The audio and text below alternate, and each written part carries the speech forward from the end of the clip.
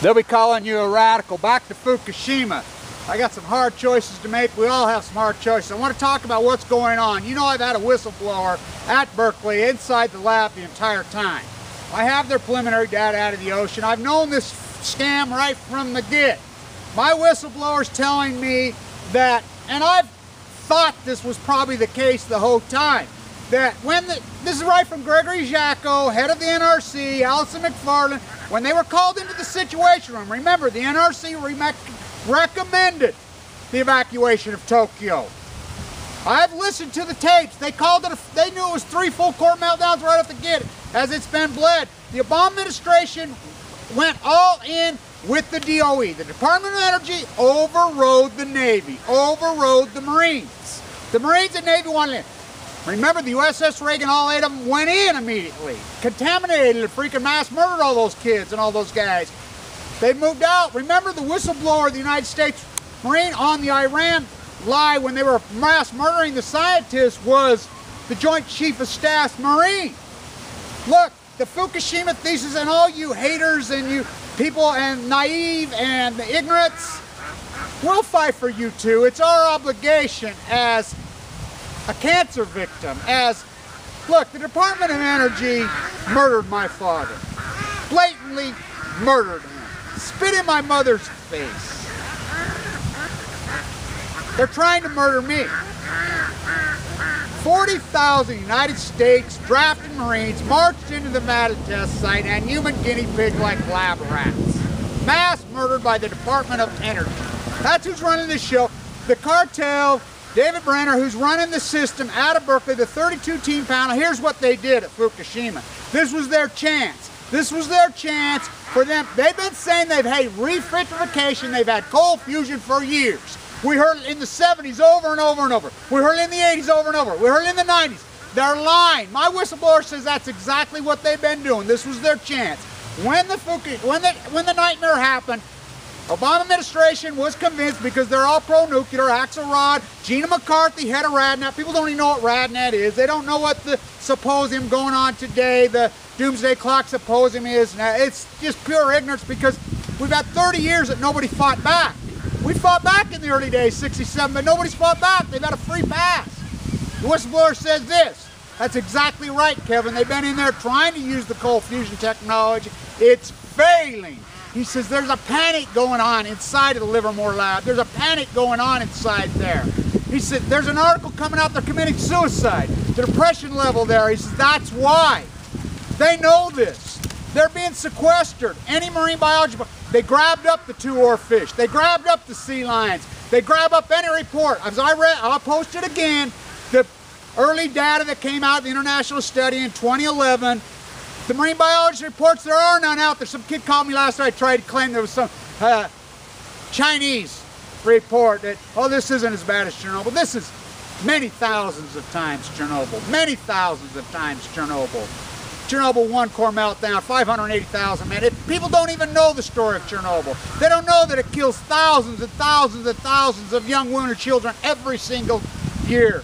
I mean, it's killed 40 million people. It's wiped out a swath of ground. Fukushima's the same thing. It is the Pacific genocide. They don't even know the term genocide. Stegner. I love Wallace Stegner. We're having a debate whether the University of Utah should get rid of their logo to use.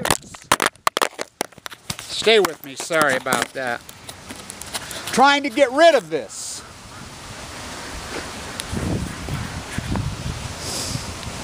Wallace Stegner, the greatest professor in the history of the state of Utah. Maybe Fawn McKay.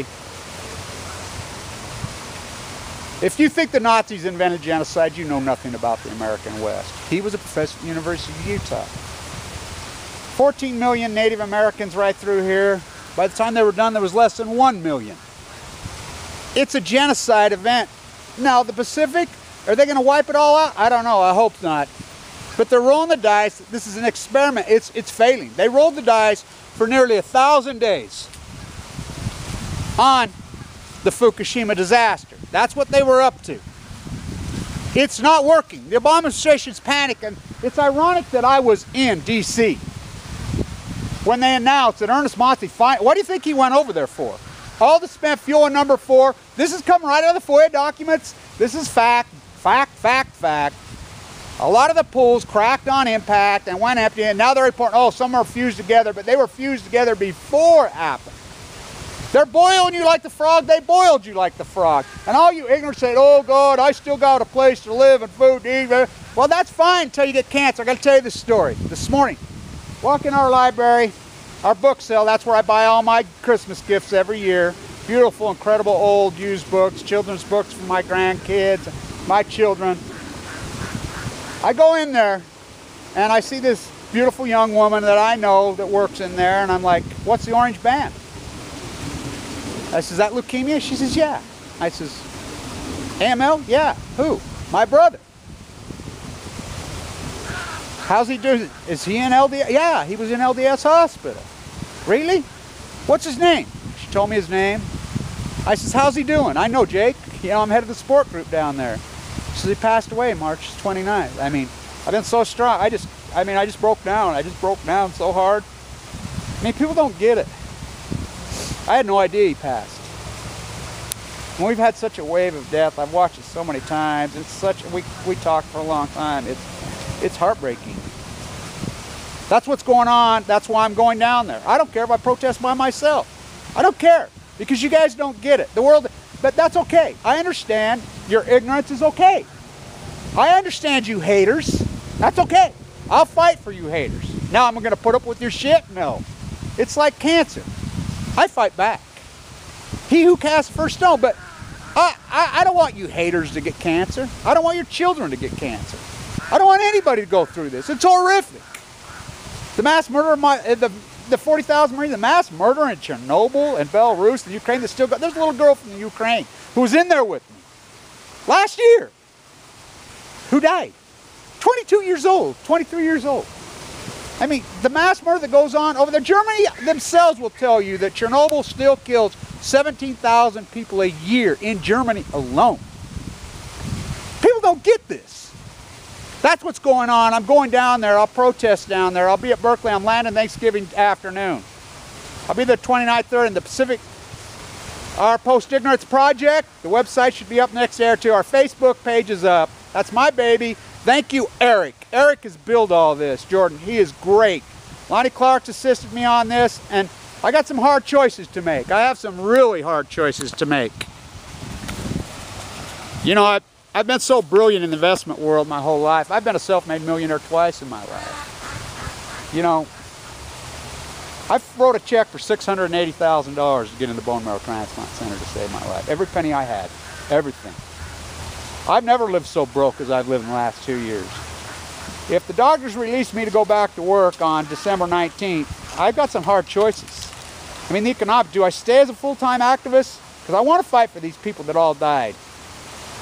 But, I mean, I've learned. I mean, all these funds and all these people that get money beyond nuclear, all these, you know, Helen Caldecott, all these people that get their great funding, and good for them. You know, Arnie Gundershield, all of them get their, you know, Friends of the Earth, Sierra Club, you guys fund, nobody funds me. I've lived on nothing. I've lived in pure poverty for 2 years. Absolute poverty.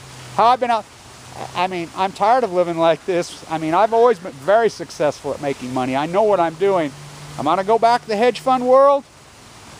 I don't want to, but I'm probably going to have to. I mean, I want to keep doing this, but I have no funding. And I've learned over this thing, people are all talk. People aren't going to step up. You know, there's a few people. Eric's building my website. You know, Lonnie Clark's helped me, and a few people. Margaret, you know, a few. But it's so few and so far between. You know, I want to fight, and I'm doing everything that I can. I mean, I've done this with no money, and I fought this on a shoestring. You know, I'm the real deal. I'm organic. You know, I'm fighting for you and your children's lives. I'm a humanitarian. I'm a human rights activist, full time. Because I didn't pick it, it picked me. I don't know. See you on the 29th and the 30th. Go to our Facebook page, the Post-Ignorance Project. Stay tuned.